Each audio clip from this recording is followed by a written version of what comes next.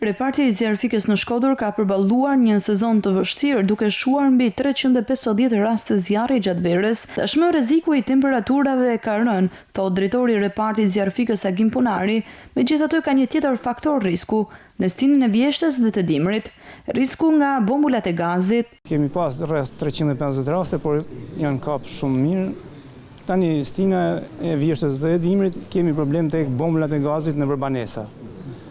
Ky është problemi kryesor në stinën e dimrit. Punari nuk ka përjashtuar mundësinë e pikave të mbushjes së gazit që janë jashtë kushteve teknike, ndaj ka apeluar drejt qytetarëve që të kenë kujdes. Të shkojnë të marrin bomblat, mushin bomblat aty ku janë të licencuara. Në pika që janë të licencuara për mbushjen e bomblave dhe porosia tjetër është që mos përdorin bombla 5 litroshe. Ato janë shumë të rrezikshme për të shkaktuar zjarre dhe shpërthime.